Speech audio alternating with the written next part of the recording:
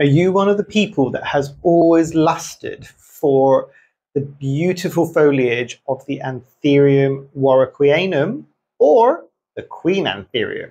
But you're really concerned because everybody's saying that it's a really difficult plant to care for. Stick with me and let me tell you what I have found after a year of owning this plant.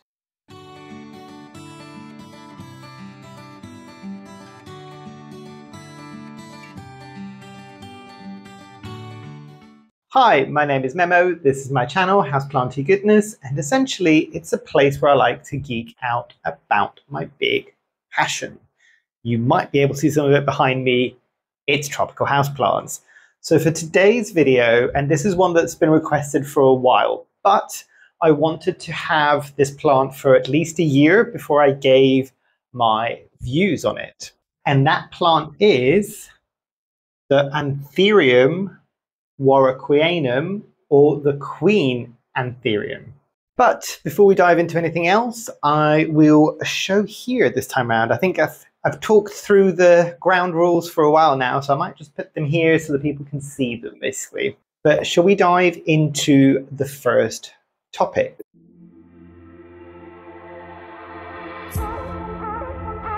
So for the people that have been here for a while, you're used to seeing this plant right behind me on the shelf there. But I brought it down so you might be able to see this is literally the newest leaf. I am going to touch it as little as possible today because this is still just hardening off. I will do a head test for you just so you can see if I kind of like go on my tippy toes. That's my head and that's where the rest of the plant is. So as I mentioned at the beginning of the video, I wanted to own this plant for at least a year before I gave you my opinion on it because I know this is a plant that a lot of people covet. I've seen a lot of videos of people getting very excited when they first get it. I've seen a couple of updates further down the line, but I don't think I've seen that many updates of people talking about what it's been like having that plant for at least a year or more over, basically. So I thought I would dive into what my experiences have been. So with this one, for the people that might have not have seen, and I'll link the video at the top there, this was part of one of my first purchases with Ecuagenera last year, actually. It's almost a year. In full transparency, this is almost a year. I think we're about 10 to 20 days off, but I thought, you know what, let's do it now, and then at least you can get the video out a bit early because I'm about to go on holiday as well, so I need to film stuff, so I've got stuff to edit whilst I'm away. But yeah, this was from that plant haul essentially, and it was one that I bought begrudgingly because, and again, for the people that have been here for a while, they'll kind of know that I have attempted to grow the Queen Anthurium at least a couple of times prior, and it didn't always work out for me. I was getting much smaller plants. I think even one of you lovely people basically had sent me a small kind of, I don't want to say seedling. I think it was a propagation, but it was quite small leaves and it was still kind of rooting in. And I really did not know what I was doing with my Anthurium care at that point, let alone be able to grow something like the Queen Anthurium. And it did okay for a few months and then it just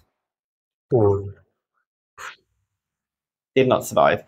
So I thought, you know what, let's give it one more go. I don't think this was particularly expensive when I got it from Ecuagenera. I will see about adding a price somewhere here. And I will also add a picture or a video of when I first got this plant from my plant care app.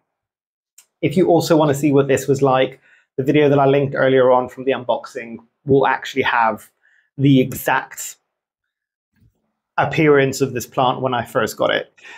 But yeah, I thought I'd give this another try. A lot of people have always said that this isn't one of the easiest Anthuriums to care for. But interestingly enough, and I'll show you, I don't know, one of the two original leaves, it had two leaves when I first got it, was maybe this one. I'm trying to see. Oh, no. This is the one that's fading and it's about to kind of say goodbye, I think, soon. It's kind of starting to yellow slightly, but this was one of the two original leaves. And you can see, I mean, it was a decent size when it came to me, but nowhere near a year later what the foliage will be like, basically. But yeah, it arrived and it had semi-decent roots. And again, I'll see if I've got any pictures or videos and I'll show you what the roots were like there. It was okay.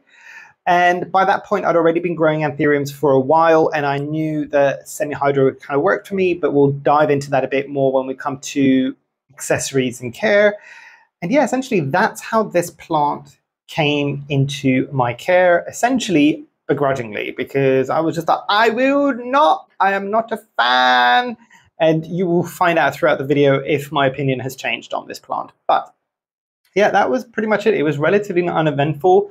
It came, it was fine. It didn't have an awful lot of issues. I know other people, when they have ordered sometimes, especially Queen Anthuriums from Ecuagenera, have had issues, whether or not they're getting them at an event or whether or not they're just getting them shipped.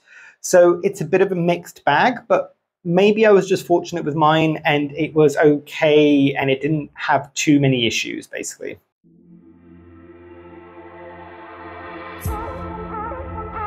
So coming into speed of growth with this one, and my hands are going to get so tired after holding this because all of this is semi-hydro, so it's basically rocks. Maybe I'll just sit in between a foliage and then you've got them on either side of me.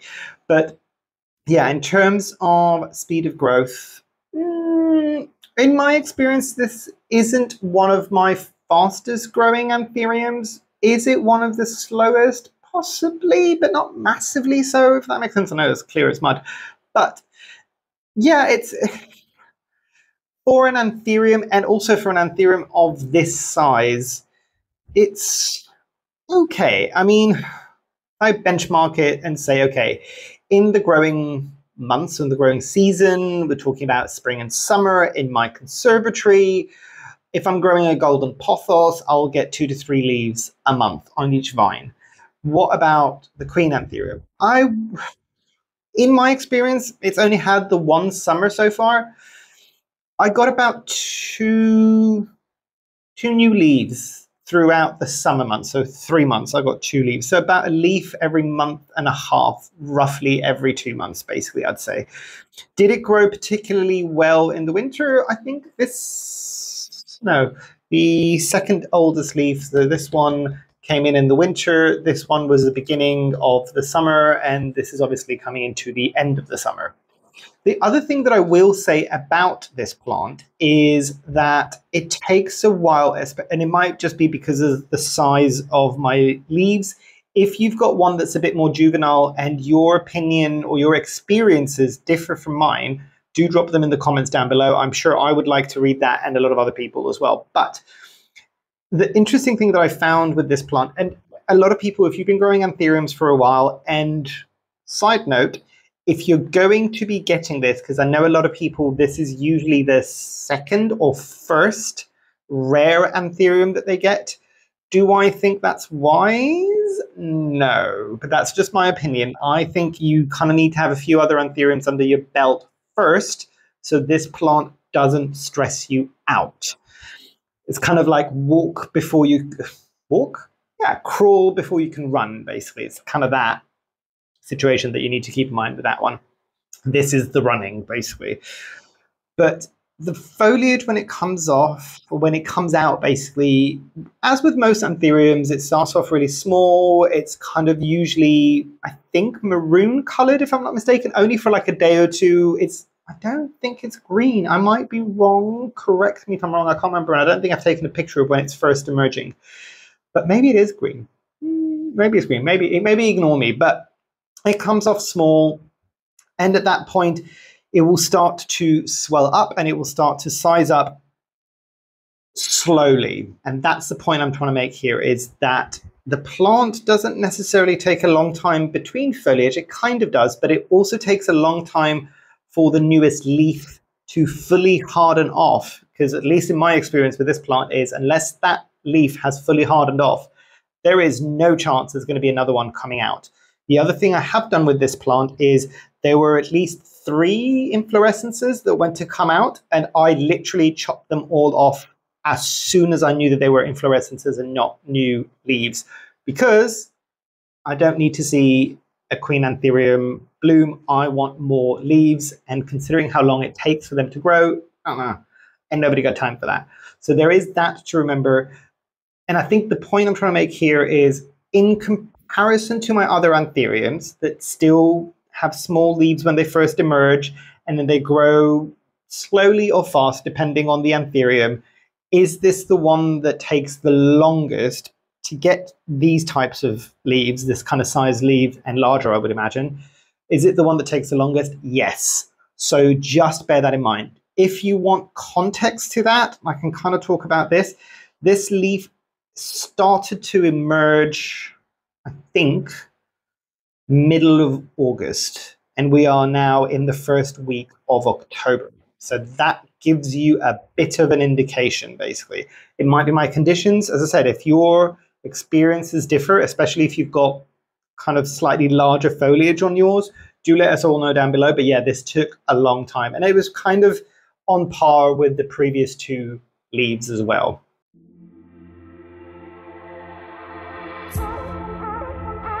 Coming into ease of propagation, and I am going to be very transparent, I have not propagated this yet. So I'm not entirely sure how easy it would be to propagate. To be fair, and I'll see if I can bring it in a bit closer so you might be able to see, there are some decent aerial roots, and we'll come on to bugs in just a moment. I have specifically left bugs on this to talk about the pests in the pest section, basically. My words are hard to get out today. It's been a long morning, and I've had to go and deal with the chickens first thing this morning. But yeah, sorry, random side note. But yeah, so there are some decent aerial roots. The internodal spacing, at least on mine, so the space between the nodes where you can take the cut, and with this one, I would highly suggest at least take 2 nodes as a cutting, not just the one, are quite tight, at least on mine. So they're quite close together. This is going to be a kind of knife or scalpel kind of situation, and you're going to need to be very, very careful. As I said, I've not done this. Anybody else who has chopped up their Queen Anthurium to then propagate it and has got some experiences, and I'm sure everybody else would love to know down below in the comments. But yeah, so that's the one thing I was going to say. The other point that I was making with the 2 nodes is a lot of the times, I think the first Anthurium that I tried was a single node cutting, and it didn't do anything, basically. So, and it was months in a perfect conditions in a propagation box with grow lights on top of it. The humidity was just right. It did very little. And I know a lot of people usually suggest you take at least 2 nodes as a cutting from an Anthurium just to be on the safe side. I would say that this one is definitely one that needs it. You might get away with a single node cutting for something else. I think I tried that on a Magnificum, a Regal. It was a Regal that I got. That chunk was trying to root for nearly a year. It did nothing. It didn't rot, it didn't do anything. It just did nothing, and it was a single node. And I think way back when there wasn't that many around, I bought it from somebody who was selling chunks. It wasn't that cheap back then, and it didn't do anything. So I've now got a full plant because I bought it years later. But yeah, this is one that I would suggest the same thing. And I would hazard a guess that if you're getting a cutting from, I'm just taking off the kind of dried out cataphyll, if you're getting a cutting from somebody who's got a relatively established thick chunk, it will probably be more robust, basically. But that's just an assumption. Don't take my word on it. As I said, anybody else who's got experiences, do let us know down below. The one little thing I will say before we move on is I don't think I've ever experienced this pupping. So it hasn't pupped for me. I don't think I've heard an awful lot of people talk about the Queen Anthurium pupping, which is obviously creating a second plantlet in the growing media. It doesn't mean it doesn't happen, but it hasn't done it for me. So if you're thinking you're going to go down that route, based on my experience, I would say that's maybe not an option.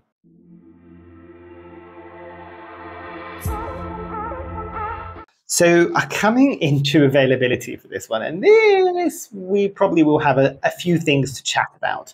So this was the predominant plant that everybody wanted to get their hands on in one form or another, basically. So, but the reality with this, based on the fact that everybody and their mother basically wanted to get this plant for a long period of time. So this has been a coveted plant for at least 3 or 4 years now, basically. So, which is a shame because it was this one and the King Anthurium, and I would still say between the two, I would still choose the King Anthurium or the Anthurium veitchii, just because it's so much more easygoing than this. It's faster, all of the things, but I know people love the velvety foliage, the dark foliage. There are different forms of this that have come out now in recent years. In the good old days, because I don't sound ancient, in the good old days, when this had first come to people's attentions, there was only one form that you can get. Maybe it was just the standard form or the wide form, and then came the narrow form. Now there's a whole different host of things that people are calling different Anthurium warocqueanum Anthuriums, basically. So there is that. Back when it was first kind of coming into people's attention, this was definitely a plant that, if I'm not mistaken, was 100% kind of going for triple digits. You could get triple digits that were mid triple digits, low triple digits, high triple digits, and it was to do with the maturity of the plant. Those prices have considerably come down, because I'm pretty sure even from Ecuador, when I bought this plant, and it was a relatively mature specimen, I don't think I spent more than $50. I think it was definitely, I might be wrong, I think it was $32 or $38. But it wasn't too bad. It was nowhere near the prices that people were getting them. And obviously it would get even more ridiculous if you wanted a huge kind of like display specimen with massive foliage. There is arguably the conversation to be had there if something had that large of a foliage and not that many people knew about it, whether or not it was poached from nature. I'm going to leave that there. But yeah, it is one of these plants that has definitely come down in price. It's become a lot more available. People don't necessarily always have to go now for a really juvenile form, but I think everybody who has maybe grown this plant, if everybody else's experience is the same as mine and it's not that fast, some of the price makes sense to me, because in order to get it to a size that would be coveted by a lot of people, which is this slightly larger foliage, it takes a while. Also, you might be able to see I've got 1, 2, 3, 4. At the moment, I have never been able to have more than 3 leaves on the plant at any given time. It's got 4 now, and it had 4 at some point prior. But usually what always happens at that point is that 4th leaf, the oldest leaf, tends to kind of die out. And I'm usually only ever left with 3 leaves. As I said, I got it with just the 2 leaves, not these 2, but I got it with 2 leaves, this one and another one when I first got it. But yeah, I'm only able to ever really keep 3 leaves on my specific plant in my condition with the care that I'm giving it. But yeah, in terms of availability, it was expensive. It's got more affordable. There's more selection of sizes. There's also different selections of kind of morphs or different ways that the warocqueanum displays its foliage, whether or not it's dark form or light form or wide form or narrow form. I'm pretty sure there's other forms as well that I'm missing entirely. There's probably other names that like the retailers have given it because it's got different features to it. But yeah, this is one, and it's also one of the plants that, because there was so much interest in this, this was also one of the plants that was hybridized with quite a few other Anthuriums in order to bring out that velvetiness, some of those kind of aspects of the foliage, but specifically, and I think that's probably still the case, it's in order to make the hybrid a bit more robust and a bit more forgiving than the species is. Because, yeah, the Queen Anthurium, it is a queen, it is a princess, it can be difficult at times.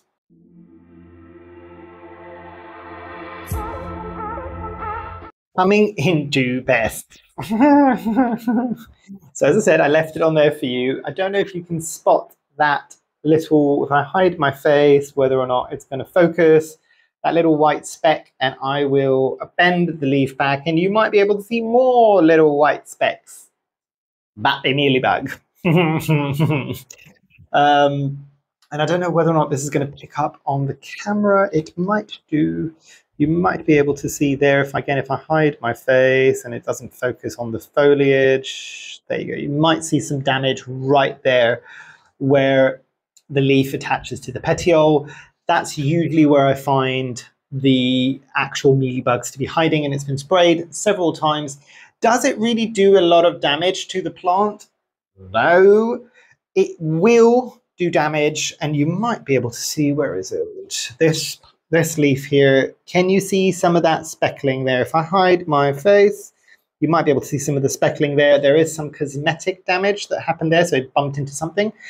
But can you see the speckling? That was early days, so when it was still unfurling or still maturing before it fully hardened off, it had mealybugs that I kept treating, but they kept coming back and creating the damage that you've seen there. Same thing goes with this one, is because it's a velvet leaf Anthurium or a velvet leaf plant generally in most household conditions, you really need to be looking out for things like spider mites, because spider mites are another thing that you're probably going to get on this. Now, if I'm going to be entirely blunt with this, with either one of those two pests, actually, let me think, thrips, I've maybe seen 1 or 2 thrips on this, again, when it's more juvenile, before the leaf fully hardens off, but not in the kind of harder leaf stage.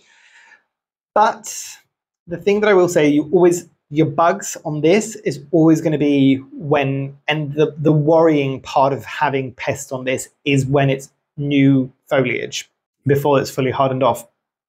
Some of these things, because it's behind me and I can't always see some of these foliage that are looking away from me when I'm watering, because I don't always take this out, have had mealybugs on it probably for a few weeks, and there's very little damage. I take it off so they don't multiply and it becomes too much of an issue. But it's, in my experience at least, when the leaves have fully hardened off, there's very little that could happen. Is it super sensitive when the foliage is first coming in? Yes.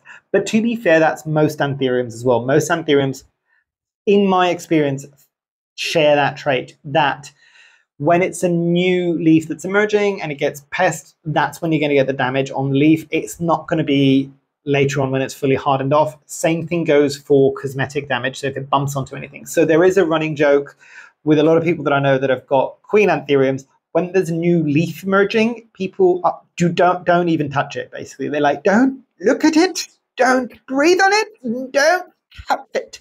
But again, it's because this is one of those plants that I think a lot of people want the leaves to be pristine. And this is probably the only leaf that I have that's pristine. How? I don't know, because I really kind of ignored it when it was coming out. But yeah, it is your pests that you're going to need to look on this, at least in my experience. Mealybugs and spider mites are going to be the big thing. Keep an eye out for thrips on the occasion, but the two mealybugs and spider mites are going to be the big ones. And even if you end up not touching the new foliage when it's coming out, you do need to look at it to just make sure it hasn't got anything on there.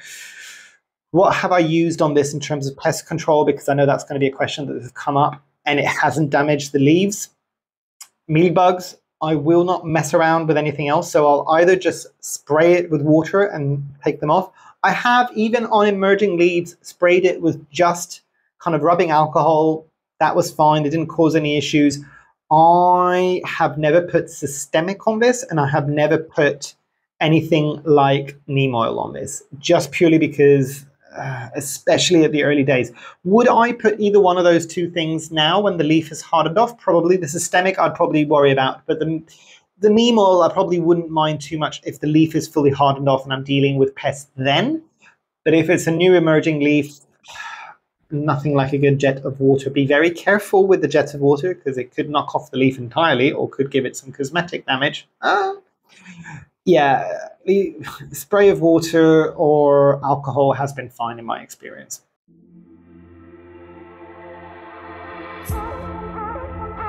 So coming into accessories and care. First thing you might be able to see, it is, as most of my Anthuriums, if not all of my Anthuriums, growing in semi-hydro. And I've got this in the Soil Ninjas horse semi-hydro mix, so the larger chunks. Basically, you might, I don't know whether or not you will. No, I think it's, the camera needs to be that way, basically. But the roots are now coming up the top. Does this have a reservoir? Yes. Did I start using the reservoir immediately? No, I didn't want to, but quite quickly I realized that this can be relatively thirsty. So it did get a reservoir after transitioning it, after basically putting it straight into the semi-hydro mix when I first got it. It probably stayed without a reservoir for about a month or two, and then it got a water reservoir maybe not filling up the water reservoir fully and just making sure that it was fully dried out before I've got more water to go into it. And we're coming now into the cooler months. I am now starting to pull back because I even just put my finger now into the water reservoir just because I can't always see, it's a bit dark in there. And I am still getting moisture. And this, on the schedule that I would check it for watering in the summer, would be getting watered tomorrow. So it might just mean that this plant needs to go. And I can actually see the semi-hydro mix. It is still not bone dry, even at the top. So probably what will happen with this is, before I used to check every 7 days, which is roughly how often I'd be watering the semi-hydro mix, it probably will move on to either every 10 days or every 14 days now coming into the winter months. But does it need a janky support stick? No. Does it need a moss pole? No. I know some people have used moss poles on this, and I think even the people that have used it are probably saying it's more for the fact that it can help it root out. Whether or not the leaves are going to get any larger because of it, I don't think so. Because again, let me just give you an example. So that was the leaf that came with. It was a relatively large leaf, and this is the newest leaf. And you can see the size difference, I think, between the two. There is nothing to support it. So the leaves will still get larger. Is there something to say that maybe if I gave it a moss pole, the leaves might get a touch larger, a touch faster? Maybe. But can I be bothered with all the hassle that comes with a moss pole? Absolutely not. So other than that, it doesn't need an awful lot of kind of accessories, really. You need a good kind of fertilizer. I still use liquid gold leaf with this, as with all of my other plants in my collection, and I've had no problem with this. Obviously, keep an eye out for pests, as we were talking about in the previous section. But other than that, the care that I've given this, and again, I will touch on it now because I know this is one that people worry about quite a bit. The first two that didn't work with me, I kind of really bought into what everybody was saying, and I really fussed over them.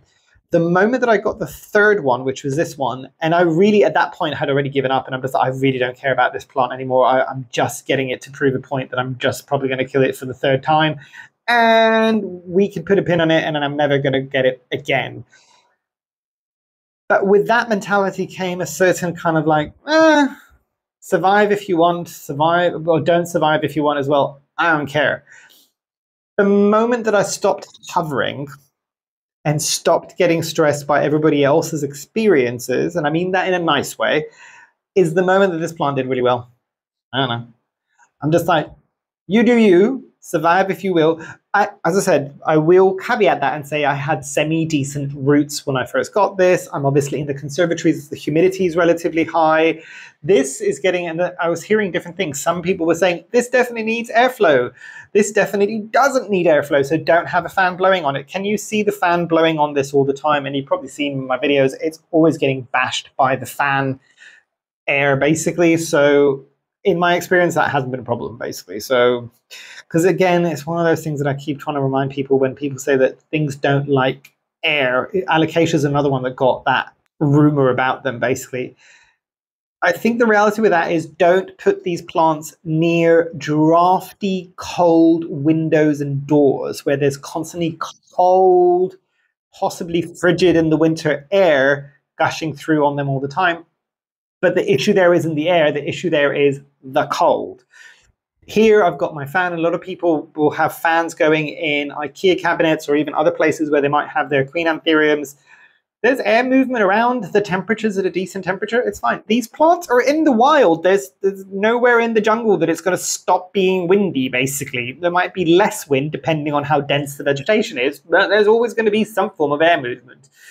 But other than that, I don't think I gave this any babying, really. And I think, for me at least, the results speak for themselves. The moment that I stopped babying it, as I said, I'm very aware that I need to be extra vigilant when it's got new foliage, to make sure that nothing knocks it, to make sure that all these things.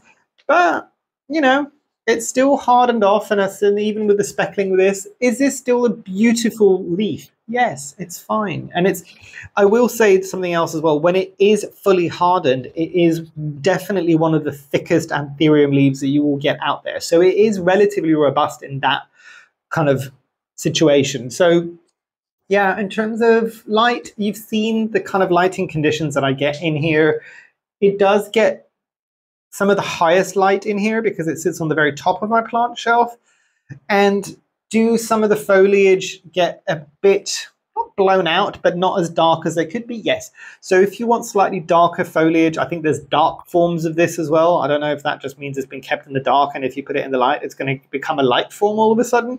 But I think it's to do with light levels. As with most Anthuriums, if you want the foliage to be a bit darker, give it slightly less light. The only caveat that I would say to that is if you're giving it slightly lower light, and we're talking about how slow, at least in my experience, this plant has been to bring out the big leaves, it will probably be even slower at that point, but you've got the dark leaves. So it's a bit of a decide what your poison is at that point.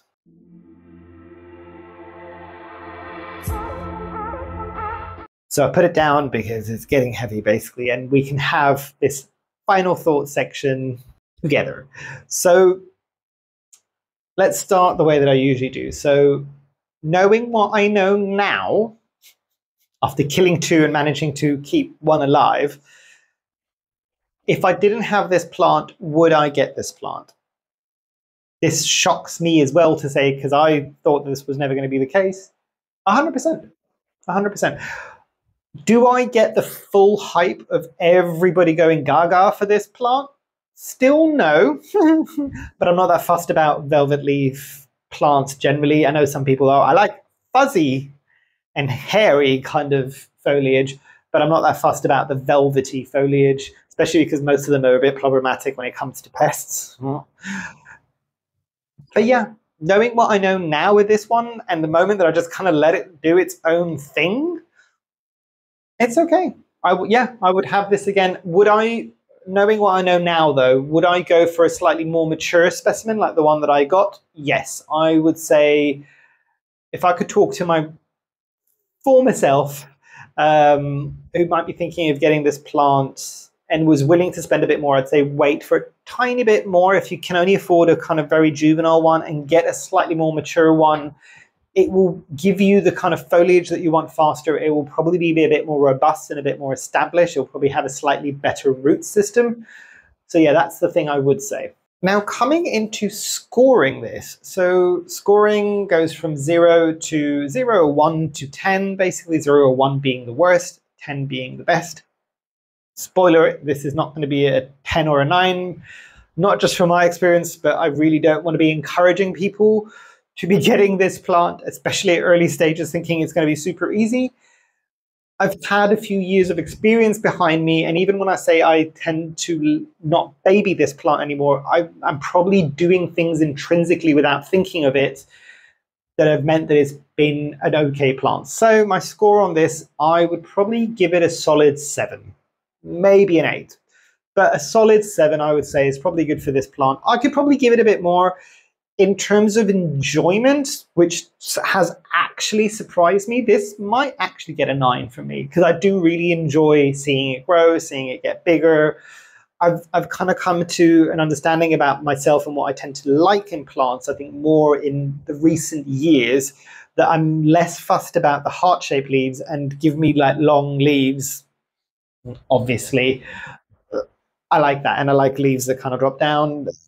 To me, it brings vibes of like being in a jungle and like this foliage being kind of cascading down, and the Queen Anthurium does do that. So yeah, in terms of appearance, I've come around to it. It's surprising, because I'm a stubborn person. I don't change my opinion very, very easily. But yes, I do enjoy this plant. Do I think it's for everybody? No.